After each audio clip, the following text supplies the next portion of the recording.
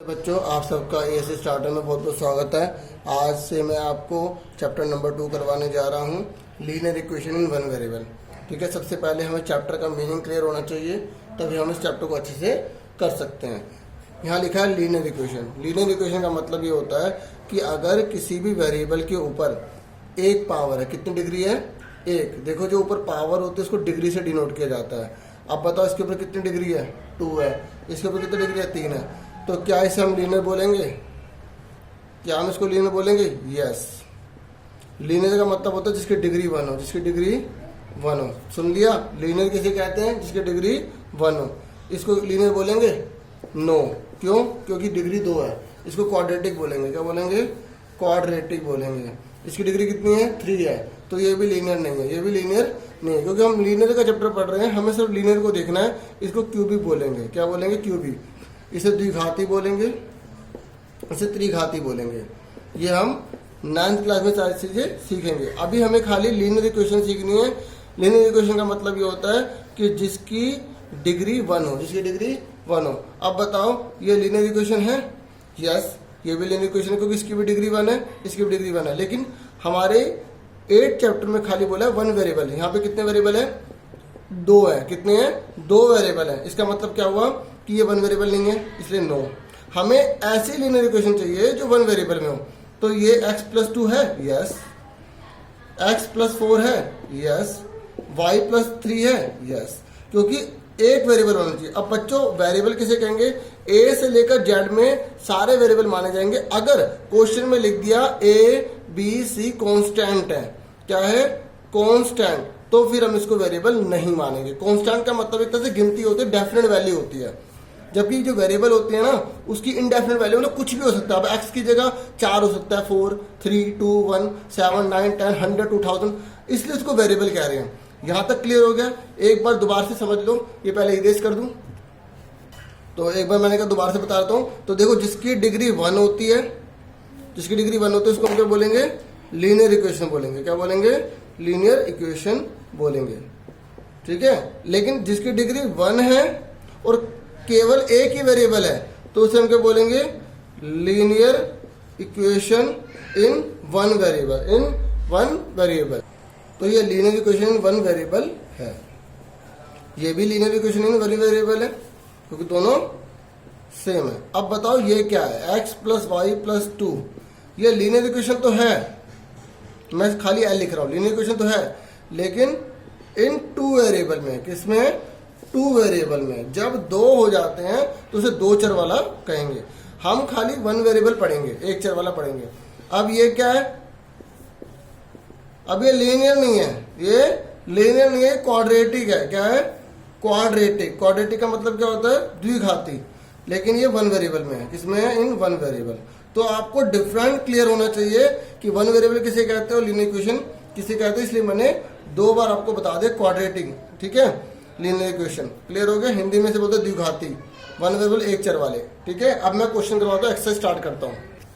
ये पहला हमारे सामने क्वेश्चन है। देखो ध्यान से, इसकी डिग्री कितनी है? 1। अब ये क्वेश्चन हमारे सामने है, ध्यान से देखो। आपको क्या करना है? जो कांस्टेंट होते हैं उसको एक तरफ कर लेना है और वेरिएबल को एक तरफ कर लेना है। ठीक है। 1 वेरिएबल पढ़ रहे तो खाली x ही आएगा, अगर y है तो खाली y ही आएगा। अब कांस्टेंट को एक तरफ कर लो, माइनस का 2 जाके क्या हो जाएगा? प्लस का 2 हो जाएगा, तो 9 आ गया। ये हमारा आंसर आ गया। एक बात और समझ लो, देखो, जब हम इक्वल के इधर ये प्लस को इधर लेके जाएंगे तो माइनस हो जाएगा, माइनस को लेके जाएंगे तो प्लस हो जाएगा, मल्टीप्लाई को लेके जाएंगे डिवाइड हो जाएगा, डिवाइड को लेके जाएंगे मल्टीप्लाई हो जाएगा जब हम इधर लेकर जाएंगे। ऐसे जब इसको इधर लेके जाएंगे तो माइनस का प्लस हो जाएगा, प्लस का माइनस हो जाएगा, डिवाइड का मल्टीप्लाई हो जाएगा, मल्टीप्लाई का डिवाइड हो जाएगा। ठीक है। अब अगर दोनों दे रखे हैं, प्लस माइनस और मल्टीप्लाई डिवाइड दे रखे हैं, ये एक अलग ग्रुप है, ये अलग ग्रुप है, तो सबसे पहले हमें प्लस माइनस को लेके जाना होता है, उसके बाद हमें मल्टीप्लाई डिवाइड को लेके जाना होता है। अब मैं क्लियर कर देता हूँ। सेकंड क्वेश्चन तो इजी है, मैं आपको करवाता हूँ। 5th क्वेश्चन करवाता हूँ, जिसमें आपको क्लियर हो जाएगा। ठीक है। ये दे रखे हैं। अब यहाँ पे खाली मल्टीप्लाई वाला है ना, तो यहाँ पे प्लस माइनस है नहीं, तो कोई मैटर ही नहीं है, तो सिंपल इसको ऐसे कर देंगे। मैं एक एक्स्ट्रा क्वेश्चन बताता हूँ। यहाँ पर देखो, ये एक्स्ट्रा क्वेश्चन है, एक्स्ट्रा में ज़्यादा क्लियर होगा। 7x + 3 = 10, 7 दे रखा है। ठीक है। अब आप क्या करोगे, सबसे पहले आप प्लस का 3 उधर लेके जाओगे, पहले मल्टीप्लाई वाला लेके नहीं जाओगे, पहले प्लस माइनस लेके जाने पड़ते हैं। तो माइनस का उधर पहुंच गया, तो इक्वल टू में कितना है 4। अब मल्टीप्लाई वाला ये जो 7 है इधर जाके डिवाइड हो जाएगा, डिवाइड मतलब अपॉन में हो जाएगा। यहाँ तक क्लियर हो गया। अब मैं आगे क्वेश्चन करवाता हूँ।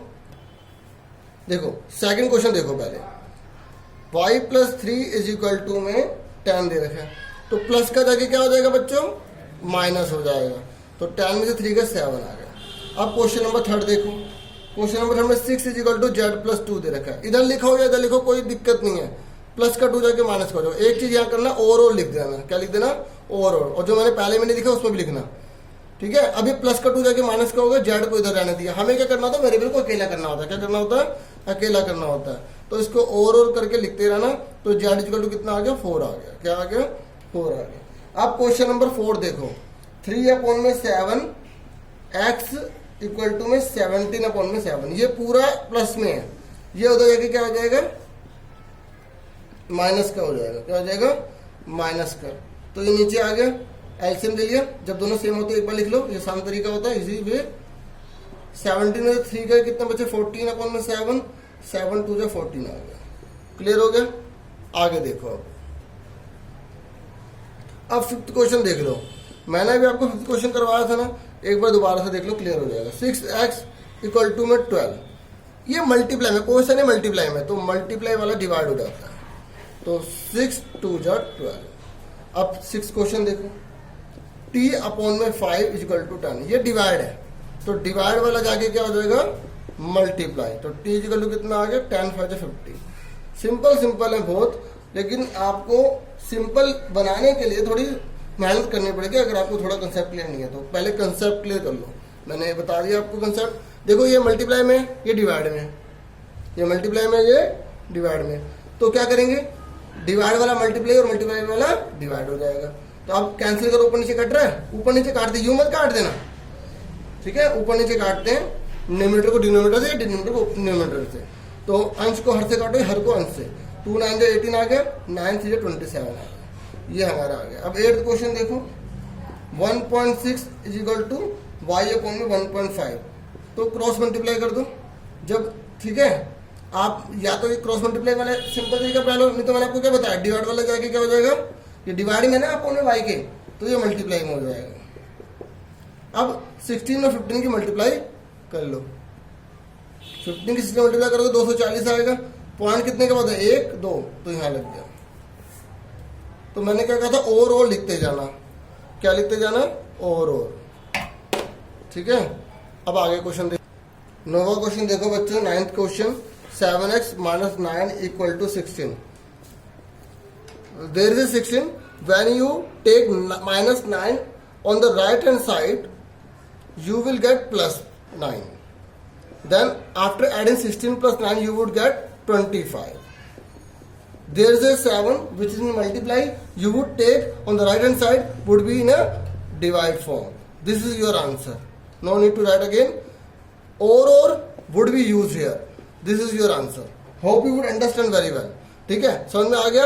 7x माइनस 9 है, माइनस का 9 जाके प्लस हो गया, 16 और 9 25 हो गया, मल्टीप्लाई वाला 7 जाके डिवाइड हो गया, ठीक है। Hope you would clear. Now move forward, there is 14y minus 8 equal to 13. Now what would you do? First of all you would take minus 8 on the right hand side, that would be plus 8. सबसे पहले minus के 8 को इधर की तरफ लेके जाओगे तो आपका क्या आ जाएगा, प्लस आ जाएगा। Now at 13 plus 8 you would get 21.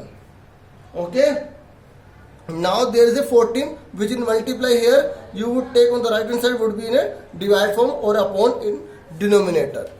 Now you would multiply, now you would divide them. 7 2 14, 7 3 21, you would get 3/2. Y is your answer, 3/2. समझ में आ गया। एक बार देख लो, माइनस का 8 जाके प्लस का 8 हो गया, 21 आ गया। 14 जो मल्टीप्लाई में है उसे जाके डिवाइड कर दिया, तो उसके बाद 7 के टेबल में दोनों आते हैं, ये कट गए, 3/2, ये आंसर आ गया, ठीक है। अब 11 क्वेश्चन देख लो फटाफट। 17 plus 6p equal to 9. We would do similarly which I have done earlier. This is 17. You would take on the right hand side would be minus 17. Now there is 17 minus is greater than plus, you will get -8. Okay, -17 जो है वो 9 से बड़ा है, तो आपका -8 answer आएगा. ठीक है. Now there is 6, you would take on right hand side in upon form, in upon, you will get 2 3 जा 6, 2 4 जा 8, this is a 4/3 माइनस. ठीक है, -4/3 इज अवर आंसर. समझ में आएगा. 6 जो है हम अपॉन में ले गए, 2 के टेबल में दोनों आते थे, हमने उसको कैंसिल करके 2 4 जा 2 3 जा 6 आ गया. अब एक लास्ट क्वेश्चन बचा, फटाफट देख लो. अच्छा, एक और चीज, और लिखना जरूरी है. ठीक है, क्योंकि सब इक्वल में चल रहा है. अगर आप और नहीं लिखना चाहते तो आप ऐसे भी लिख सकते हो, ये ऐसे बना दो. ठीक है, ऐसे कर सकते हो आप. ठीक है. अब लास्ट क्वेश्चन देख लो फटाफट, ध्यान से देखो बच्चों. अब आप क्या करोगे, what would you do now. +1 है, इधर जाके क्या हो जाएगा माइनस. पहले आपको कांस्टेंट को उधर लेके जाना होता है, पहले प्लस माइनस वाले को उधर लेके जाना होता है, मैं आपको बता रहा हूँ. ठीक है. अब इसके नीचे कुछ है तो 1 लगा लो. अब इसका आप एलसीएम ले लो. अगर ऐसे दो पार्ट में तो सिंपल एलसीएम क्या, 1 7 जा 7, 15 1 जा 15, 15 1 जा 15, तो x/3, 15 में से 7 के माइनस के 8 अपॉन में 15. ठीक है. अब उसके बाद क्या करोगे, डिवाइड में है 3, तो इसको क्या ले जाओगे, मल्टीप्लाई में. क्या कर लोगे, मल्टीप्लाई. ओके. अब ये 1 में है, अब ऊपर नीचे काटते हैं. 3 1 जा 3, 3 5 जा 15, -8 अपॉन में 5. Now listen again, there is a x/3 plus 1 equal to 7/15. You would take +1 on the right hand side, there is a -1. We would write in a denominator 1. Now take the LCM, you would get -8 upon 15. There is a 3 which in a denominator. Now you would take on the right hand side, you would get in multiply. Now solve that, you would get the answer. Hope you would understand very well. This is your class. Hope you would enjoy and well understood. ठीक है, आपको समझ में आया होगा. आज के लिए इतना बहुत है, और अच्छे से वीडियो देखना और सही से मेहनत करना, और इस क्वेश्चन को चेंज करके करना, प्रैक्टिस करना. जैसे यहाँ 3 लिखा है तो आप 4 लिख देना, 1 लिखा है तो 2 लिख देना. ऐसे क्वेश्चन चेंज करके करोगे तो आपको अच्छे से क्लियर हो जाएगा कंसेप्ट. तो आज के लिए इतना बहुत है. Thank you for watching.